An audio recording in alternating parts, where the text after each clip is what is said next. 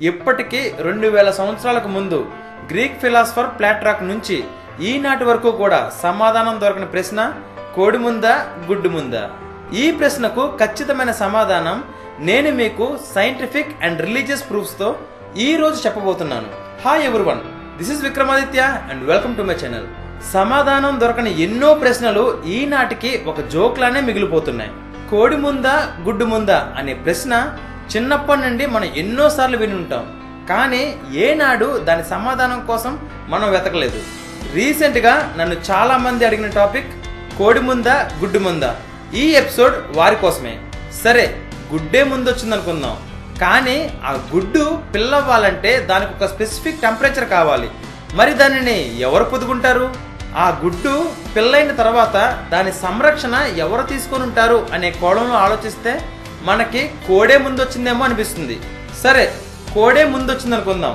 ఒకవేళ కోడి కూడా మ్యామల్స్ లాగే ఏదో ఒక జీవి నుంచి పుట్టిందనుకోండి, అప్పుడు కోడి కూడా గుడ్లను కాకుండా పిల్లల్ని పెట్టాలి కదా.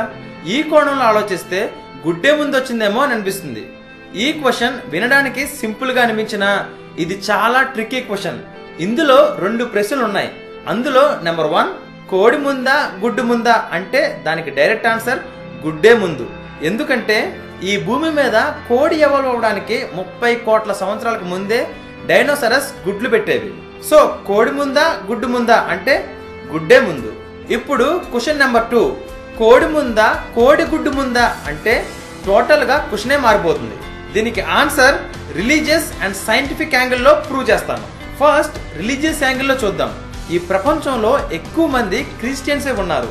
వీరు బైబిల్ ని ప్రగాఢంగా నమ్ముతారు. బైబిల్లో జెనెసిస్ చాప్టర్ 1 వెర్స్ 21 లో ఏమని రాసిందంటే, దేవుడు ఈ సృష్టిని 6 రోజుల్లో సృష్టించాడు. అందులో 5వ రోజున రెక్కలు గల పక్షుల్ని సృష్టించి వాటిని విస్తరింపజేశాడు అని రాసింది. అలానే ఖురాన్ లో సూరా 31 అయ్యా 11 లో ఏమని రాసిందంటే, దేవుడు ఉత్తమమైన జీవాలను జతలుగా పుట్టించాడు అని రాసింది. ఈ 2 గ్రంథాల ప్రకారం అయితే ముందుగా కోడి సృష్టించబడి తర్వాత దాని రిప్రొడక్షన్ కోసం గుడ్డును పెట్టింది అని రాసింది. ఇప్పుడు సైంటిఫిక్ యాంగిల్లో ఆన్సర్ ని చూద్దాం. ఫ్రెండ్స్, ఒక మోస్ట్ ఇంట్రెస్టింగ్ కథ చదివితే చాలు అది ఒక మంచి జీవితాన్నే మార్చేస్తుందంటే మీరు నమ్ముతారా? కేవలం ఆ కథ మీ పిల్లలకి చదివి వినిపిస్తే చాలు వాళ్ళ జీవితానికి కావాల్సిన విలువలు నేర్చుకుంటారు అంటే మీరు నమ్ముతారా? మీరు జీవితంలో అనుభవిస్తున్నా లేక రాబోతున్నా ఎలాంటి సమస్యకైనా పరిష్కారం ఒక కథ చదివితే చాలు మీకు దొరుకుతుంది అంటే మీరు నమ్ముతారా? Yes, it's possible only with the greatest epic ever told in the history of mankind. It's the Mahabharata.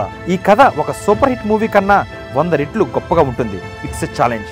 Vikramaditya మాటలో రాసిన మహాభారతం పూర్తి కథ 2 భాగాలలో పుస్తకం ఇంకా ఈబుక్ రూపంలో అమెజాన్ ఇంకా 43 ఆన్లైన్ స్టోర్స్ లో దొరుకుతుంది.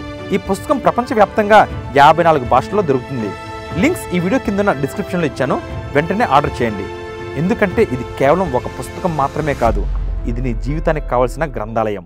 రీసెంట్ గా షెఫీల్డ్ యూనివర్సిటీకి చెందిన డాక్టర్ కొలిన్ ఫ్రీమన్ అనే సైంటిస్ట్ గుడ్డు ఫామ్ అవ్వాలంటే ఖచ్చితంగా ఓవోక్లిడిన్ 17 అనే ఒక ప్రోటీన్ ఉండాలి అని చెప్పాడు. ఈ ప్రోటీన్ కేవలం కోడి యొక్క ఓవరీస్ లో మాత్రమే ఉంటుంది. ఈ ప్రోటీన్ వలనే కోడిలో రోజుకి 6 గ్రాముల గుడ్ల పెంకును క్రిస్టలైజేషన్ అనే ప్రాసెస్ లో కెటలిస్ట్ గా యాక్ట్ చేసి గుడ్డు పెంకుని తయారు చేస్తుంది. దీనిని బట్టి సైంటిఫిక్ గా కూడా కోడే ముందు ఫామ్ అయ్యి తర్వాత అది గుడ్డుని పెట్టింది అని ప్రూవ్ అయింది. ఇప్పుడు మీ మైండ్ లో స్ట్రైక్ అయ్యే ఇంకో క్వశ్చన్ ఏంటంటే, మరి ఆ మొదటి కోడి ఎక్కడి నుంచి వచ్చింది అనే కదా. ఎవల్యూషన్ థియరీ ప్రకారం డైనోసారస్ గుడ్లు పెట్టేవి. వాటి యొక్క చేతులు పక్షులకి రెక్కలుగాను, వాటి ఒంటిపైన ఉండే స్కేల్స్ పక్షులకి ఫెదర్స్ గాను ఎవాల్వ్ అయ్యాయి. ఇప్పుడు ఒక కుక్కకి పందికి క్రాసింగ్ జరిగి ఒక పిల్ల పుట్టిందనుకోండి, దానిని మనం కుక్క పిల్ల అనలేము, పంది పిల్ల అనలేము. అది ఒక హైబ్రిడ్ వెరైటీ.